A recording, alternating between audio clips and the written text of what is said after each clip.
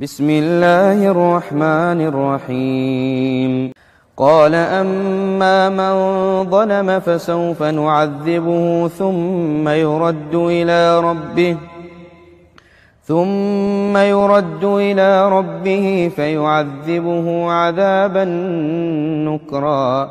وأما من آمن وعمل صالحا فله جزاء الحسنى وسنقول له من أمرنا يسرا. ثم أتبع سببا حتى إذا بلغ مطلع الشمس وجدها تطلع على قوم لم نجعل لهم من دونها سترا.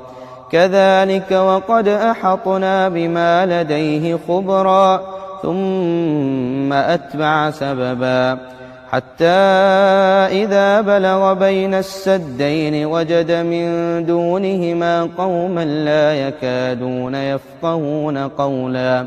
قالوا يا ذا القرنين إن يأجوج ومأجوج مفسدون في الأرض فهل نجعل لك خرجا على أن تجعل بيننا وبينهم سدا.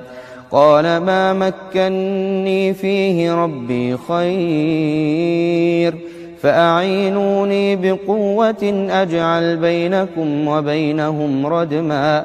آتوني زبر الحديد حتى إذا ساوى بين الصدفين قال انفخوا حتى إذا جعله نارا قال آتوني أفرغ عليه قطرا.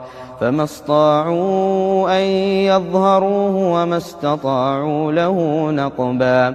قال هذا رحمة من ربي فإذا جاء وعد ربي جعله دكاء وكان وعد ربي حقا.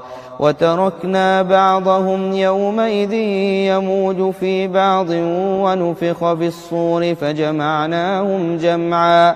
وعرضنا جهنم يومئذ للكافرين عرضا. الذين كانت أعينهم في غطاء عن ذكري وكانوا لا يستطيعون سمعا. أفحسب الذين كفروا أن يتخذوا عبادي من دوني أولياء إنا أعتدنا جهنم للكافرين نزلا. قل هل ننبئكم بالأخسرين أعمالا الذين ضل سعيهم في الحياة الدنيا وهم يحسبون أنهم يحسنون صنعا. أولئك الذين كفروا بآيات ربهم ولقائه فحبطت أعمالهم فلا نقيم لهم يوم القيامة وزنا. ذلك جزاؤهم جهنم بما كفروا واتخذوا آياتي ورسلي هزوا. إن الذين آمنوا وعملوا الصالحات كانت لهم جنات الفردوس نزلا خالدين فيها لا يبغون عنها حولا.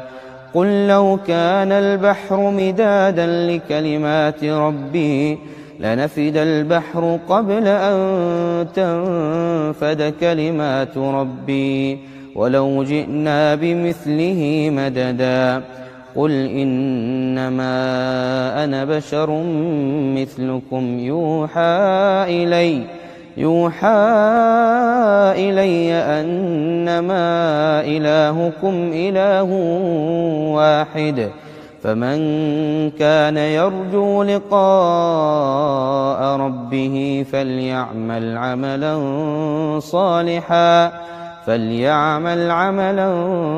صالحا ولا يشرك بعبادة ربه أحدا.